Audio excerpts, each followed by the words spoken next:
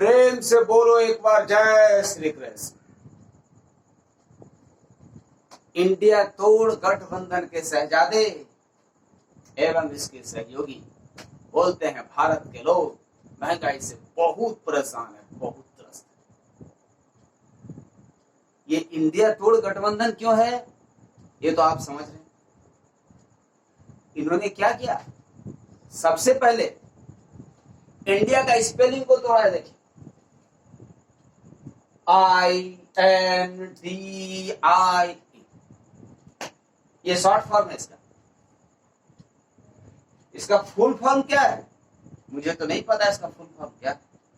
इसका full form भविष्य में पता चलेगा, बहुत खतरनाक।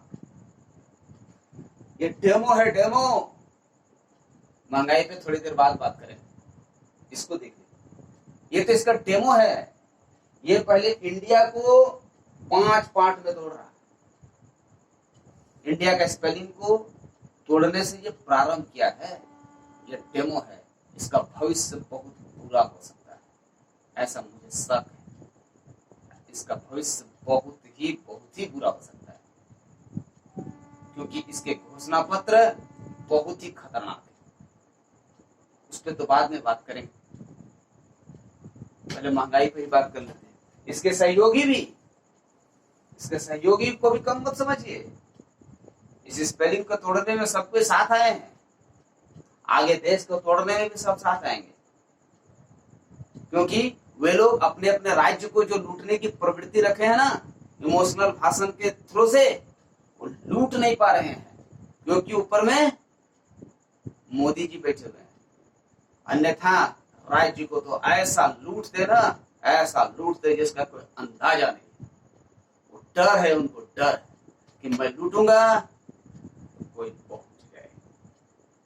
तो राहुल बाबा को बैठाना चाहते हैं कि इसको बैठाने से बड़ा सहूलियत होगा। लूटता रहो और इमोशनल भाषण देता रहो।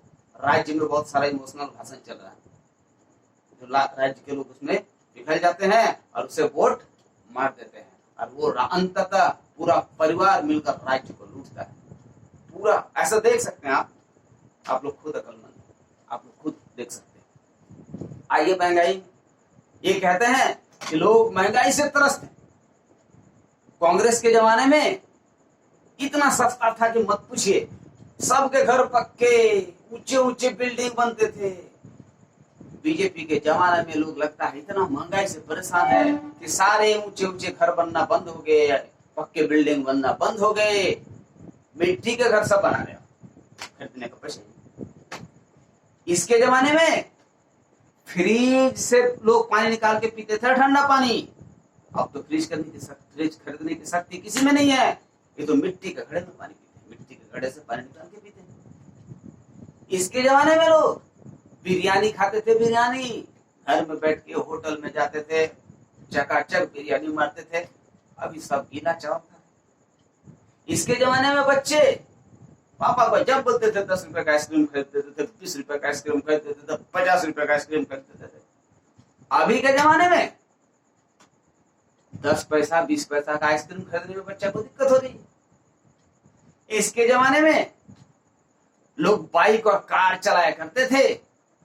सब्जी बेचने वाला भी, भूजा बेचने वाला भी, सब बाइक और कार चलाया करते थे। छोटे मोटे किसान भी घर में कार रखा करते थे, छोटे मोटे नौकरी करने वाले भी कार रखा करते थे। अभी सब महंगाई के चलते सारे को बेच करके साइकिल खरीद लिए। इसके जमाने में सभी के बैंक अकाउंट में बहुत पैसे होते थे, कभी भी एकदम बड़ा टीवी खरीद लेते या बड़ा बड़ा सामान खरीद लेते। अभी तो लगता है लोगों को छोटे मोटा सामान खरीदने के भी पैसे नहीं है, ऐसा लगता है। इसके जमाने में महिलाएं गैस सिलेंडर में भोजन पकाती थी, गैस सिलेंडर। अभी के जमाने में महंगाई से इतने त्रस्त हैं लोग कि लकड़ी के चूल्हे में खाना बनाते, यही है इनका।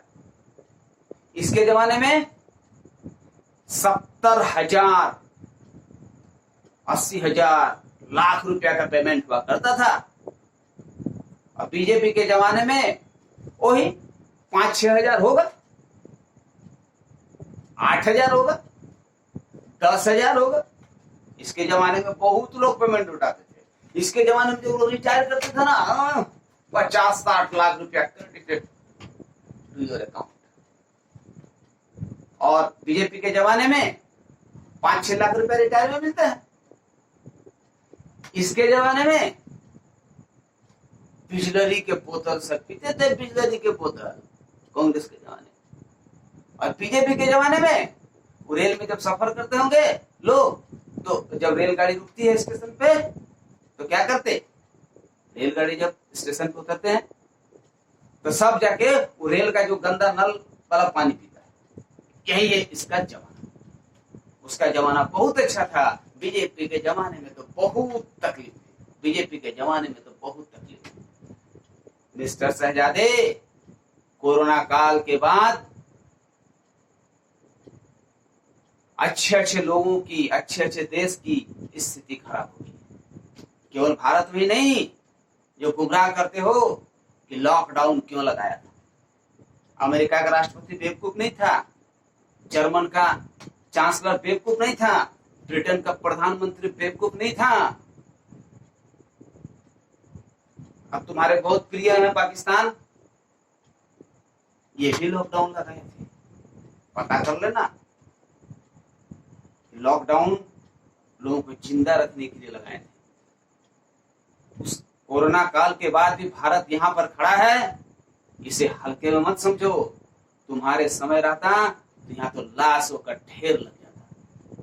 किस बच्चे के सर से माँ पिता का छत्र छाया उठ जाता, उसका कोई अंदाजा नहीं है। मोदी जी तो रिस्क लेकर के इतना बड़ा देश को 140 करोड़, तुम्हारे जमाने में तो 70-80 करोड़ को भी तो संभाल नहीं पाता था।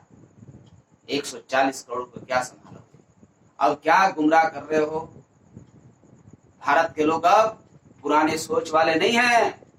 अब गूगल बाबा से पूछते हैं, ट्विटर चलाते हैं, यूट्यूब में तरह तरह का वीडियो अपलोड करते हैं। अब भारत के लोग बहुत एडवांस हो गए हैं। ज्यादा दिन तुम्हारी ये दुकानदारी राजनीति की नहीं चलेगी। जब श्री कृष्ण के बारे में ये जान जाएंगे ना लोग, energy is Lord Shri Krishna, तुम कहीं का नहीं रहोगे। अभी राम और कृष्ण का तो आधा जानकारी मिला है, आधा अधूरा। अभी तो भाव समझे हो, अभी विज्ञान कहाँ समझे हो। कुछ वीडियो मेरा अपलोड है, मुझे तो बोलने का ढंग है नहीं, पढ़ा लिखा ज्यादा हूं नहीं, न रूप न रंग न बोलने का ढंग। फिर भी हो सके अगर समय निकाल के थोड़ा वीडियो देख लेना, मेरी गलतियों को मत पकड़ना, मेरा भाव को समझना। श्रीमद् भागवत गीता में प्रभु क्या क्या कहे हैं, और भी मिलेगा बहुत कुछ, अभी तो थोड़ा सा ही बोला हूँ। जब एनर्जी लॉर्ड श्री कृष्ण पूरे भारत के लोग जान जाएंगे ना, तुम्हें राजनीति करने में डर लगेगा, डर। याद रखना, सुधर जाओ, वरना पता नहीं जनता तुम्हारी क्या हाल है।